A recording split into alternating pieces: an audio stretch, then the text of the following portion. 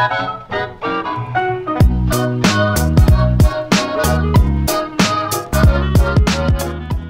is going on, everyone? Nero and here for you, an episode of Dear Nero, and I'm super nervous about this because I'm not sure. I can't find the gameplay, but I feel as though this gameplay has been used, but I'm not sure. So I was going through deleting a bunch of stuff. I'm very unorganized when it comes to like my video files, my audio files, and so I went through and deleted a bunch of them because they just stacked up. Like seriously, I'm talking like 40 or 50 gigabytes of this stuff was like already used gameplay was stacked up on my computer. So I was going through deleting stuff, and I ended up deleting a couple gameplays that I haven't used already. And this one was left. I'm almost positive I haven't used it. I can't find a video in which I've used it, but who knows? Maybe I have. Let me know. I'm very positive I haven't though. So, but let's hop in this week's episode of Dear Nero. Dear Nero is a series of my channel where basically you guys send me a fan mail, fan questions. I go through and I answer them, and it's a kind of fun series. So let's hop on to this with the very first question. He writes, Dear Nero, you've probably heard or seen the video Wings put out today about Infinity Ward taking away Favela, and I'm wondering if you care about it, and if so, what are your thoughts about it? Max from Sweden. So let's do a quick cover. Dear Nero, you guys sent me in fan mail and stuff. I wait to the end of the week, but right before it's time to post the next episode, I go through the questions, and the best ones get answered. He's talking about a video that was posted roughly like a week or so ago. So the basis around the question is, there's a picture on Favela, right? On Longford 2, the map Favela. There's a picture of a tree. That is right, a tree. The big part is the frame. The frame around it is written in the Muslim language. I don't mean to sound politically incorrect. I don't know what it's called. I'm pretty sure it's Muslim. I don't know. It basically says in Muslim, Allah is good. Allah is God to the Muslims, basically. I hate talking about religion because I always sound ignorant. It's basically the Muslim God, right? And it basically says Allah is good. I love Allah, stuff like that. And it's offensive, apparently, to Muslim culture to hang something like that that mentions Allah, their God, in the bathroom. Kind of understandable, I guess. What happened was a guy he's a Muslim commentator, everything's a Muslim, he speaks Arabic or whatever it is, I don't know. But I don't really know too much about it, but I've based an opinion off of what I know about it. So basically he got offended, and a couple other people got offended. They made a video saying, we are the Muslim community, will not stand for this Infinity Ward, we are super disappointed in you and your game. And the game came out 3 years ago, and we just now found out about it, and we are super angry about it now. And basically, I think Infinity Ward took the right path. What they're doing is they're actually going to push through an update, and that update is going to essentially take the texture off of the frame and basically remove that text. So it's not going to say it anymore. What do I think about it? Really? That's my honest opinion, really. This guy who made this video is a partner, which means he makes money from YouTube. He makes money posting a video game where he kills tens of thousands of people. Yet, he's offended. It doesn't make sense to me, right? He's trying to act like this white horse of YouTube, like he's like this holy saint, and he's not going to stand for this racial or this religious intolerance to the Muslim people when he plays video games that kill people and teaches people how to kill people better, right? It doesn't make a whole lot of sense in my opinion. It really doesn't. But there's nothing that we can do about it now. I mean, am I against it? I mean, sure. I mean, if it offends that many people, then sure, take it out of the game. But in my eyes, it's like, okay, on the same map of Favela, there's a statue of Jesus, right? That statue of Jesus, to the Christians, is the Son of God. But you don't see us getting offended and writing letters and making hate videos saying that Jesus is blocky. That is not the perfect, pristine version of Jesus that we have in our heads.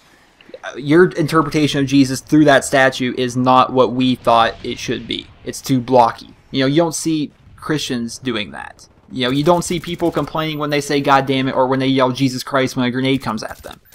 I think he went a little too far. Like, he's acting like it's a bigger deal than it really is. That's just my thought, I guess. But next question. He writes, Dear Nero, if you were stranded on a deserted island and can only have one thing, what would it be? Eric from New Jersey. Ariana Grande in a two-piece bikini. Next question.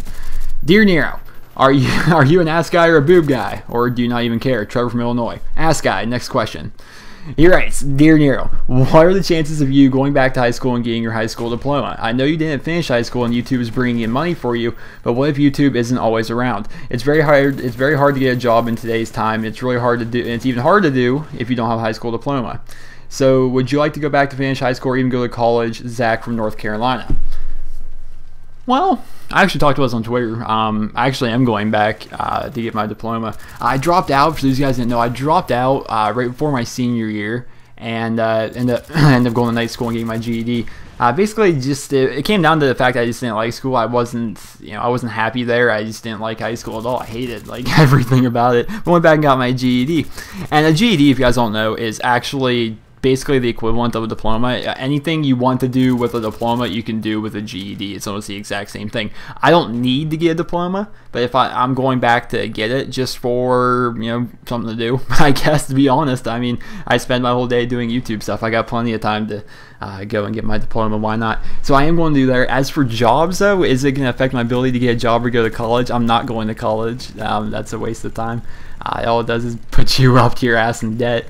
But in terms of getting a job, I mean, I'm going to YouTube as long as possible, but, once that stops, I mean, I'll just go get a minimum wage job like everyone else and just work my way up. That's just, it's just kind of how it works. I mean, college is good for some people, but, not for everybody.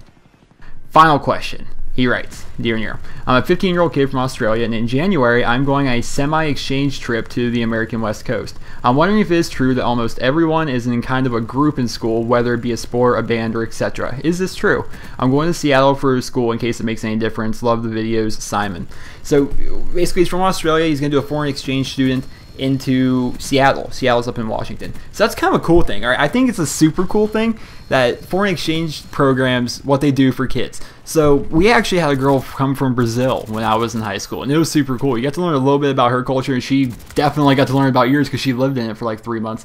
So it's kind of a cool thing. Now, how high school works in terms of different groups, different, I don't know, cliques, I guess you would call it, is it kind of works that way, yet kind of doesn't.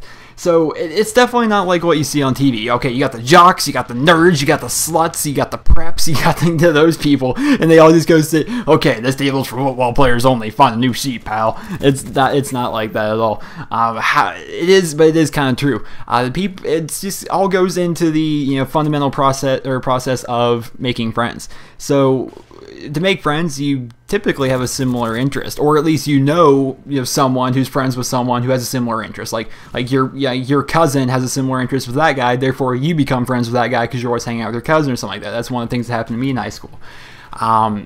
That's basically how it works. Like the people I hung around with, we skateboarded when I was in like middle school, early high school, and that's how I met a lot of the people I hung out with.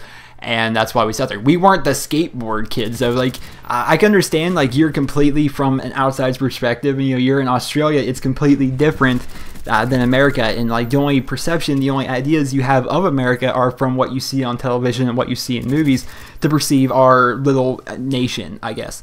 It's not as bad as the movies. It's not as cliquey as the movies, I guess would say.